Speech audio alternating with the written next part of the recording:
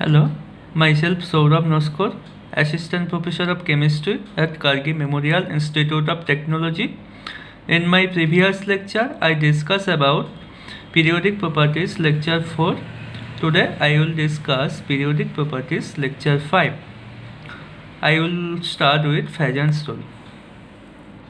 Fajan's rule states that the power of an ion to distort the other ion is known as polarizing power, and the tendency of an ion to get polarized or distorted is called polarizability. Now see the picture. See, here the power of an ion means cation to distort the other ion means anion is called polarizing power of this cation, and the tendency of an ion means anion to get polarized or distorted is called polarizability.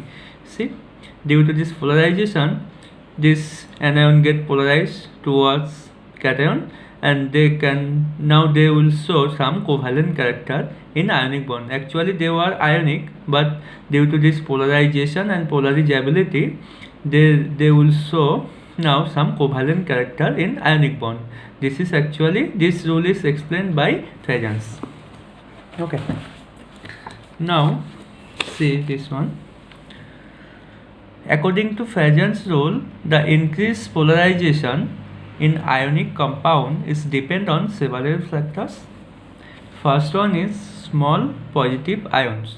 Small positive ions have higher polarizing power because positive charge is concentrated over small surface area, and therefore it can distort the electron cloud of the anion effectively. So small positive ion will cause more polarization. Second point is large negative ion. Larger negative ions have excess electrons, larger radii, and diffuse electron cloud, which can be polarized easily. So large negative ion will also cause larger polarizability. And high charge of the ions. High charge on the cation has a greater tendency to polarize the anion, and high charge of the anion has a greater tendency to get polarized. So according to Fajan's, if you have small cation and large anion, and high charge on either cation or anion will cause to more covalent character in ionic bonding. Okay. Now a solution of potassium ferrocyanide would contain how many ions? So potassium ferrocyanide is K4FeCN6.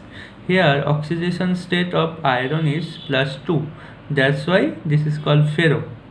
If oxidation state of iron is +3, then that will be called potassium ferricyanide. Okay. Now it can dissociate into ions. So there will be 4 K plus ion and 1 FeCN6 or 4 minus ion. This is coordination complex. Now we can clearly see here 4 cations are present and 1 anion is present. So there are total 4 and 1. 5 ion will be present there.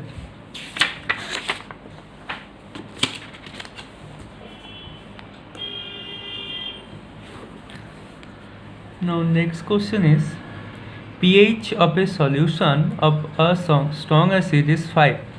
What will be the pH of the solution obtained after diluting the given solution 100 times?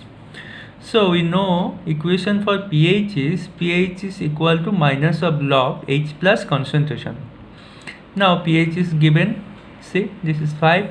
So 5 is equal to minus of log H plus concentration. So value of H plus concentration will be 10 to the power minus 5. Now if the solution is diluted 100 times, then its concentration will be this one divided by 100 times dilution. So 10 to the power minus 5 divided by 100. So value will be 10 to the power minus 7. So now after dilution, the concentration of H plus will be 10 to the power minus 7. So pH, now pH will be pH is equal to minus of log H plus concentration, which is 10 to the power minus 7 now. So value of pH will be 7 after 100 times dilution.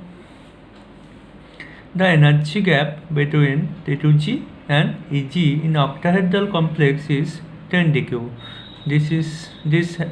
This already explained in crystal field stabilization energy. Here T2G presence, here Eg is presence, and the energy gap between them is 10 dQ, or you can say del O. Van der Waals type of bond is formed by weak electrostatic force of attraction among fluctuating dipoles. See an example. Here HCl is present, another HCl is present. So due to more electronegativity, this Cl will attract electron cloud from here towards itself. So it will having partial negative charge. So H will having partial positive charge. Now here also Cl will having negative charge and H will having partial positive charge. Now the attraction between these two means H plus and Cl minus will be called Van der Waals type of bond or Van der Waals type of attraction. Energy required to remove an electron from outermost shell of an isolated gaseous atom is called ionization energy. Now state Hund's rule of spin multiplicity and Pauli's exclusion principle. Write down the electronic configuration of iron having atomic number 26. So Hund's rule state that the pairing of an electron in the orbital belonging to the same shell does not take place until each orbital belonging to that subshell has got one electron each. Means this one, if you have 6 electron, then first you have to fill in this way 1 2 3 4 5 then 6. Not first 1 2 3 4 5 6, not in this way. First you have to keep one electron in each orbital, then if you have extra electron, then pair them. Okay, this rule stated by Hund's rule. Now second one is Pauli's exclusion principle. No two electron in an atom can have the same set of 4 quantum number. We have 4 quantum number: principal quantum number, azimuthal quantum number, magnetic quantum number, and spin quantum number. Now if 2 electrons are present in s orbital, then one electron will have spin quantum number plus half and another electron must have spin quantum number minus half. So at least one quantum number must be different. Now electronic configuration of iron having atomic number 26. So we can write 1s2, 2s2, 2p6, 3s2, 3p6, 4s2, 3d6. This is the electronic configuration of iron. Now last question of periodic properties. Calculate the energy of one photon of light of wavelength 2450 angstrom. Will it be able to dissociate a bond in the atomic molecule which absorbs this photon and has a bond energy equal to 95 kilocalorie per mole? So for calculating energy of photon, we have a formula. Here energy is equal to hc by lambda.